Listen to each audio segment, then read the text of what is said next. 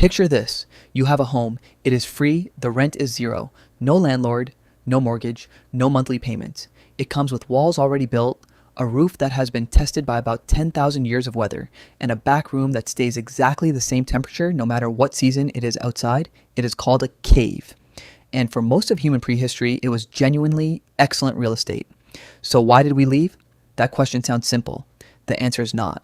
Because the story of why humans stopped living in caves is really the story of how humans invented an entirely new way of existing on this planet. And it did not happen because caves were bad.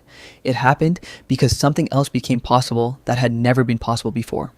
First, let us correct the record on caves, because the image most people have is wrong. Ancient humans were not huddled in dark, dripping holes trembling in the dark. Caves were strategic. A cave entrance faces one direction. That means predators can only come from one direction. One fire at the entrance covers the only way in. The temperature inside stays consistent regardless of what the weather is doing outside. The walls are already built and they are made of rock. Nothing you construct yourself will ever be that solid. Caves were not primitive. They were genuinely smart choices given the available options. The evidence backs this up. Some of the most sophisticated humans who ever lived used caves. The Lascaux cave paintings in France are 17,000 years old. The artists who made them were not primitive. They used multiple colors prepared in advance. They understood perspective. They painted animals in motion with a level of skill that took modern art students years to replicate. These were not scared animals hiding in holes. They were people who chose caves because caves were the best available option and then used the walls as canvas. So, what changed? Several things at once, and they all fed into each other. The first thing was climate. Around 12,000 years ago, the last ice age ended. Temperatures rose. The frozen steppe that had covered huge portions of the northern hemisphere started thawing. Forests grew where there had been ice. Rivers changed course. The megafauna that ancient humans had been hunting for tens of thousands of years started disappearing. Woolly mammoths, cave lions, giant elk, the animals that had shaped the entire hunting strategy of ancient people were gone or going, and the caves that had been perfectly positioned near mammoth migration routes were suddenly in the wrong places. Climate did not force people out of caves, but it rearranged the world in ways that made staying in the same place less obviously correct. People started moving more, and when you move more, you need shelter that moves with you. A cave does not move. The second thing was tools. By 12,000 years ago, humans had been refining their tool making for hundreds of thousands of years. The ability to cut shape and join materials had reached a point where building a structure from scratch was genuinely possible. Not just a rough windbreak, an actual shelter, wooden frames covered with hides or bark, woven plant material for walls, structures that could be assembled in days and that provided real protection from the elements. For the first time in human history, you could build something almost as good as a cave and put it wherever you wanted. That flexibility was worth a lot.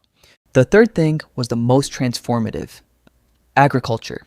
Somewhere around 10,000 to 12,000 years ago, in multiple places independently, humans figured out that you could plant seeds and come back to harvest them. That you could keep animals instead of just hunting them. That food could be produced rather than just found.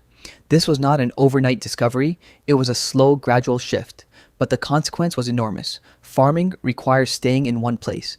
You plant in spring, you tend through summer, you harvest in autumn, you store and survive through winter, then you do it again. You cannot do that from a cave miles from your fields. You need to be near your food, which means you need to build near your food. The first permanent human settlements were not cities, they were small clusters of simple structures near fields and water sources. Mud brick walls, thatched roofs, floors beaten flat. By the standards of a cave, they were structurally inferior in almost every way. But they were in the right place, and location turned out to matter more than geology. Once people were building and staying in one place, something else started happening. Specialization. In a mobile hunter-gatherer group, everyone does everything. Everyone hunts, everyone gathers, everyone makes their own tools.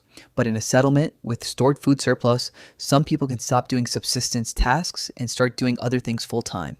Someone becomes a potter. Someone becomes a builder. Someone figures out how to smelt metal. Knowledge and skill compound when you can pass them between specialists rather than generalists. The settled life created the conditions for everything that came after. But here's the part nobody talks about. The caves did not actually empty out overnight. The transition was gradual and messy, and in many places people used both. Evidence from the Levant shows communities that were building permanent stone structures while still using nearby caves for specific purposes. Caves as storage, caves as shelter during extreme weather, caves as places for ritual and ceremony. The Reykjavik cave in Israel, where humans were brewing beer 13,000 years ago, was not a home. It was a workshop and a gathering space. The people who used it almost certainly slept somewhere else. The real answer to why humans stopped living in caves is not that caves stopped working. It is that humans developed enough capability to build something that worked better for the life they were now living. A life that involved fields instead of migration routes, stored grain instead of hunted meat, neighbors instead of small mobile bands. The cave was not abandoned because it failed. It was outgrown. You are currently inside a structure that someone built. Not a cave, a building, with a foundation and walls and a roof that was engineered specifically for this climate. The rent you pay for it, or the mortgage you service, traces back in a direct line to the moment about 10,000 years ago, when someone decided that staying in one place and growing food was worth building something permanent. That decision changed everything, and the caves that sheltered our ancestors through the ice ages are still there, still standing, still the right temperature, waiting patiently for the landlord to go extinct.